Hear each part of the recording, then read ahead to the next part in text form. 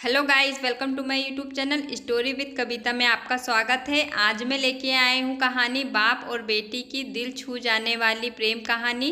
तो प्लीज़ इसे ध्यान से सुनिएगा। पत्नी अपने पति से कहती है, पत्नी पता नहीं क्या हो गया है हमारी पायल को। कल रात को खाना भी नहीं खाया और रो भी रही थी। अभी सुबह जगाने गई तो फिर से रो रही थी। वजह पूछी तो बस इतना कही कि प्लीज़ माँ मुझे अकेला छोड़ दो। मुझे लगता है कि शायद उसे किसी ने प्यार में धोखा दिया है। डर लगता है कहीं वह खुद को नुकसान न पहुँचाए। पति थोड़ी खामोशी के बाद कहता है, ठीक है मैं देखता हूँ। इतना कहकर वह अपने बेटी के कमरे में जाते हैं। पिता, पायल कैसी हो बेटा? बेटी, प्लीज़ पापा मुझे कुछ दिनों के लिए अकेला छोड़ दीजिए। पिता, ठीक है बेटा, मगर एक शर्त है। बेटी, बोलिए। पिता, मैं तुम्हें एक बकवास कहानी सुनाना चाहता हूँ, तुम सुन लो, फिर हम तुम्हें डिस्टर्ब नहीं करेंगे। ओके बेटी? ठीक है, सुनाइए। पिता, आज से करीब 20 साल पहले एक राजा हुआ करते थे, बेहद अमीर। उनके 2 बेटे थे। बड़ा बेटा बेहद आज्ञाकारी और ईमानदार था। उस राजा को अपने बड़े बेटे पर नाज था। उसकी शादी एक खूबसूरत लड़की से कर दी गई। फिर वह खूबसूरत लड़की, राजा की बड़ी बहू, गर्भवती हुई। घर में खुशियाँ ही खुशियाँ छा गई, मगर राजा की जिद थी कि बेटा ही हो। फिर राजा ने अपने बहू के गर्भ का चेकअप करवाया तो पता चला कि गर्भ में लड़की है। राजा ने बेटे को हुक्म दिया कि लड़की को गिरा दिया जाए। आखिर बड़ा बेटा आज्ञाकारी था, ना तो करेगा नहीं। मगर पता नहीं उस पागल बेवकूफ़ को क्या सूझा कि 2 दिन बाद अपना राजपाट, धन दौलत, शानो शौकत सब कुछ छोड़ के अपनी गर्भवती पत्नी को लेकर महल से गायब हो गया। सच कहूँ तो वह बड़ा बेवकूफ़ और पागल था। लोग बेटियों को बोझ समझकर गर्भ में नष्ट कर देते हैं, और एक वह बेवकूफ़ पागल एक बेटी के लिए तमाम सुख सुविधाओं को ठोकर मार दिया।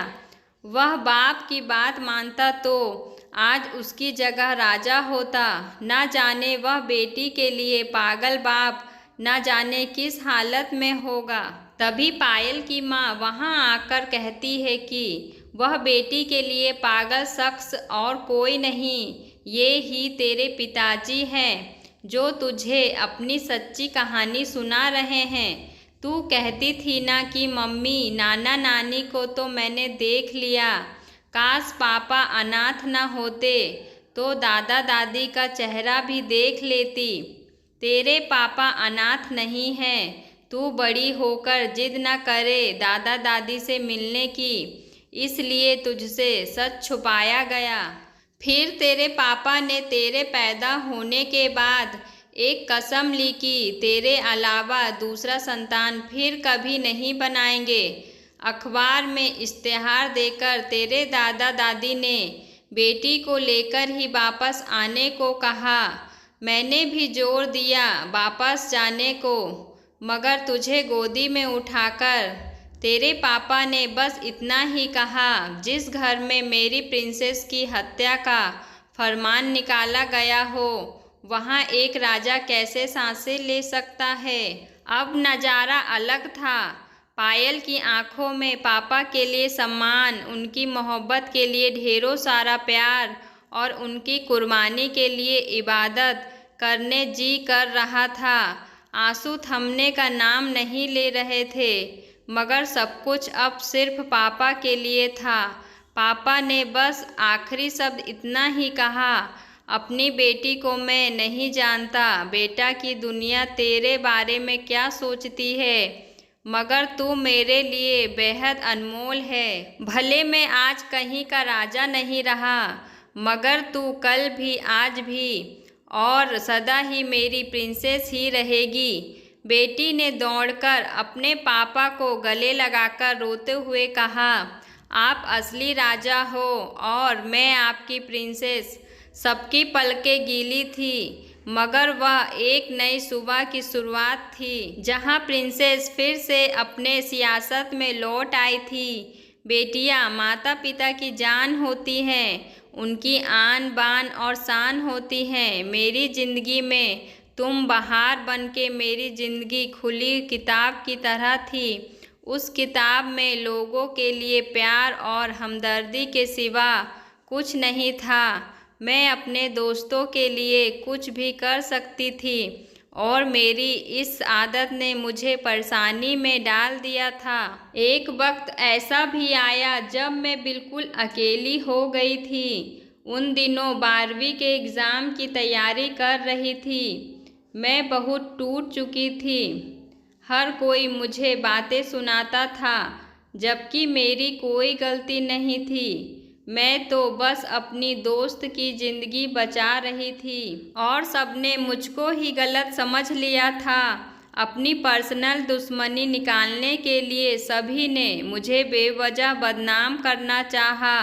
उस वक्त तुमने मेरा हाथ थामकर मुझे सहारा दिया। तुमने मुझे उस मुश्किल दौर से निकाला था। हालांकि मैं इतनी बार धोखा खा चुकी थी कि मैं तुम पर भी भरोसा नहीं कर पा रही थी। तुम मुझे समझाने की कोशिश करते, लेकिन मैं हमेशा तुमसे दूर ही रहती। मुझे बहुत देर बाद एहसास हुआ था तुम्हारे प्यार का। तुम मुझसे कहते थे कि मैं तुम्हारा हाथ कभी नहीं छोड़ूंगा, और तुमने ऐसा किया भी। तुम आज भी मेरे साथ हो। तुम्हारे घर वाले जानते हैं कि मैं तुम्हारी गर्लफ्रेंड हूँ और बहुत ही जल्द हमारी शादी होने वाली है। तुम मुझे अपने पापा से मिलवाने वाले हो, यह सोचकर मैं काफ़ी एक्साइटेड हूँ। मैं भी उनसे मिलना चाहती हूँ। मेरी ज़िंदगी में आने के लिए और मुझे अपनाने के लिए तुम्हारा शुक्रिया। आज के दिन मैं तुमसे बस यही कहना चाहती हूँ, आए हो मेरी ज़िंदगी में तुम बहार बनके। I love you. आशा करती हूँ कि मेरी यह स्टोरी अच्छी लगी होगी आप लोगों को। तो मेरे चैनल को ज़रूर से सब्सक्राइब कर लीजिएगा, अपने दोस्तों में शेयर कीजिएगा और कमेंट बॉक्स में कमेंट करके बताइएगा कि आपको कैसी लगी ये कहानी। तो मिलते हैं दूसरी कहानी के साथ। धन्यवाद।